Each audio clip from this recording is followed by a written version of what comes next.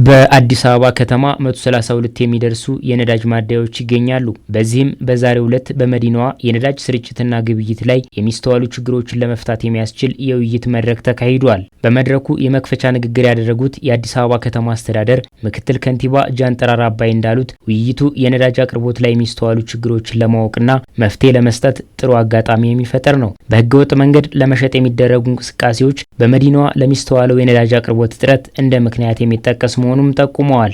ነዳጅ በኩባንያዎች እና በትራንስፖርተሮች አማካኝነት ወደ ሀገር ከገባ በኋላ በከተማችን ባሉ ማደያዎች ስርጭቱ ፍትሃዊ፣ ትክክለኛውን ዋጋ እና ወቅታዊነቱን ጠብቆ ለህብረተሰቡ ተደራሽ እንዲሆን ከማድረግ አንጻር እያጋጠሙን ያሉ ተግዳሮቶች አሉ።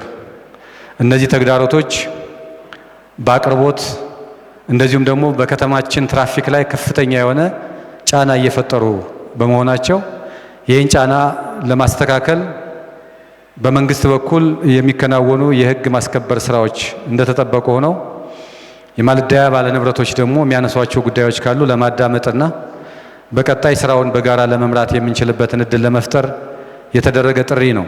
የአዲስ አበባ ከተማ ንግድ ቢሮ ኃላፊ ወይዘሮ ሀቢባ ሲራጅ በበኩላቸው መድረኩ የሚስተዋሉ ችግሮች እንዳይቀጥሉ የሚያስችል መሆኑን በመግለጽ ከነዳጅ ጋር በተያያዘ በአዲስ አበባ የሚታዩ ረጃጅም ሰልፎችን በዝምታ ማለፍ አይቻልም ሲሉ አስረድተዋል። ነዳጅን ቅድሚያ ለተሽከርካሪ አለመዋል፣ የካሽ ግብይት መኖር፣ የነዳጅ መቅጃ ማሽኖች አገልግሎት መስጠት አለመቻል፣ ፍትሐዊ የነዳጅ ስርጭት አለመኖርና መሰል ችግሮች በተደረጉ የመስክ ምልከታ ስራዎች ዋና ዋና ተግዳሮቶች ሆነው የተለዩ ጉዳዮች መሆናቸውንም አስታውሰዋል።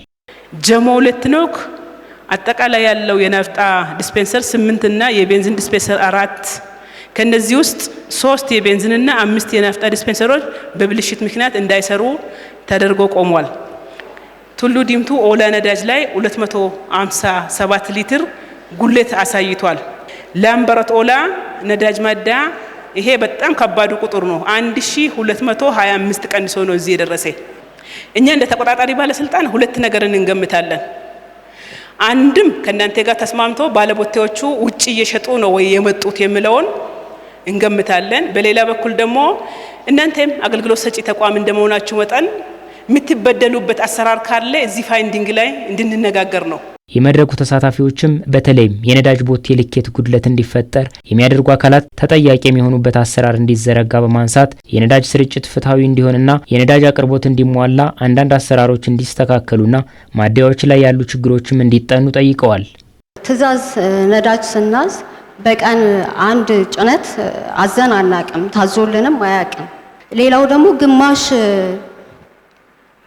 ቦቴ ለጀሪካን እንዲሁም ይሸጣል ተብሎ ተገልጿል።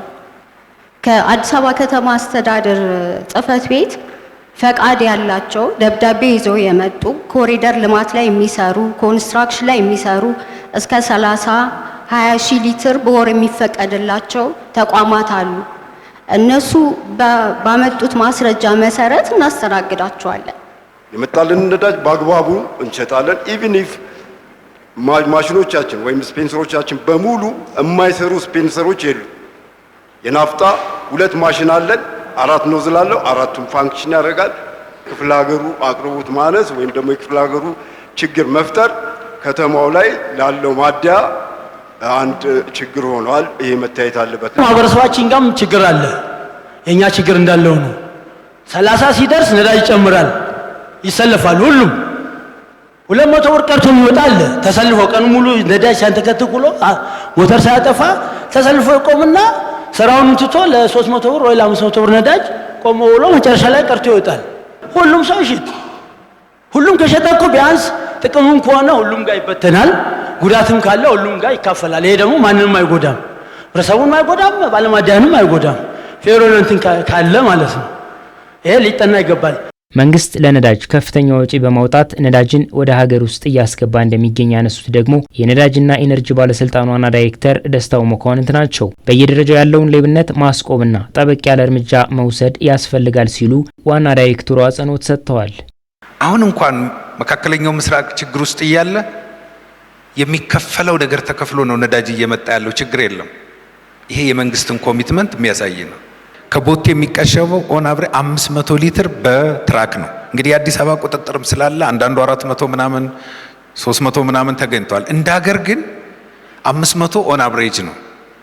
ይህን ወደ ገንዘብ ብንተምነው በአመት ከቤንዚንና ከናፍጣ የሚቀሸበው ወደ 5.6 ቢሊዮን ብር ነው ጥናቱ የሚያመለክት።